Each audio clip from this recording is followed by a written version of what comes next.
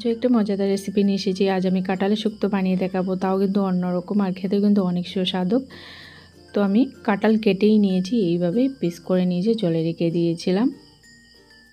এবার কড়াই বসে জল দিয়ে আধা চামচ মতো হলুদ গুঁড়ো দিয়ে এবার কাঁঠাল দিয়ে দিচ্ছি। তো কাঁঠালটা ভালোভাবে সিদ্ধ করে নেব, আর কাঁঠালের কিন্তু কালারটাও কিন্তু সুন্দর থাকবে হলুদ দেওয়ার কারণে। বিদেব কোন চ্যানেল থেকে সবাইকে স্বাগত জানাই। রইল ভিডিওটা শুরু থেকে শেষ পর্যন্ত দেখবেন।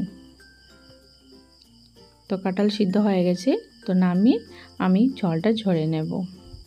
আবারও কড়াই বসে দিয়েছি, এবার তেল দিয়ে দিয়েছি, সর্ষের তেল। তেলটা গরম হওয়ার পর কাঁঠাল দিয়ে দিয়েছি, আর কাঁঠালটাকে আমি ভালোভাবে কিন্তু ভেজে নেব। আমার চ্যানেলে যদি নতুন হয়ে থাকেন অবশ্যই আমার চ্যানেলটাকে সাবস্ক্রাইব করে আমার সঙ্গে থাকবেন, বেল আইকনটা প্রেস করে রাখবেন পরবর্তী ভিডিওগুলো পাওয়ার জন্য। এবার স্বাদ অনুযায়ী নুনটা দেওয়ার পর আবারও ভালোভাবে নাড়িয়ে নিচ্ছি। আমি কিন্তু লাল করেই ভেজে নিচ্ছি। তো ওই কড়াইতেই আমি আরও তেল দিয়ে দিচ্ছি। তেলটা গরম হওয়ার পর এবার কালো জিরে দিয়েছি। এবার দেব আদা বাটা, পোস্ত বাটা, 4টে চিড়ে কাঁচা লঙ্কা, 2টো শুকনো লঙ্কা, 2টো তেজপাতা। মশলাকে আমি হালকাভাবে ভেজে নিচ্ছি। তো মশলা ভাজার পর কাঁঠালও দিয়ে দিচ্ছি। কাঁঠাল দেওয়ার পর ভালোভাবে মিক্সড করে ভেজে নিচ্ছি।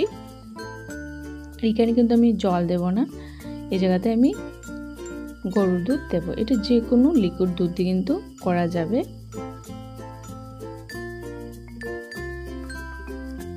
এবার আমি দুধ দিয়ে দিচ্ছি।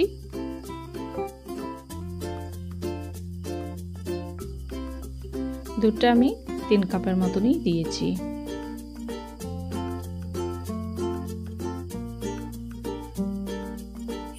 তো ভালোভাবে আমি নাড়িয়ে নিচ্ছি।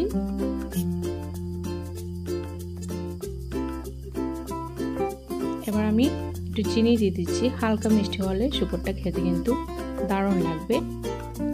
আবারও একটু নাড়িয়ে নিচ্ছি। এবার আমি কি করব, একটু ঢাকনা দিয়ে ঢেকে রেখে দেব। কালারটা কিন্তু অনেক সুন্দর এসেছে। কাঁঠালের শুকর কিন্তু এভাবে বানিয়ে যদি একবার খান তাহলে কিন্তু মুখে লেগে যাবে। এবার 1 চামচ আমি ঘি দিয়ে দিয়েছি। ঘি দিয়ে একটু নাড়িয়ে নিচ্ছি। তো আজকের কাঁঠালের রেসিপিটা কেমন লেগেছে অবশ্যই কমেন্টে জানাবেন, আর ভালো লাগলে অবশ্যই আমার রেসিপিগুলো শেয়ার করে নেবেন। এবার আমি থালাতে উঠিয়ে নিচ্ছি। একবার বানিয়ে খেয়ে দেখবেন, অনেক কিন্তু ভালো লাগবে।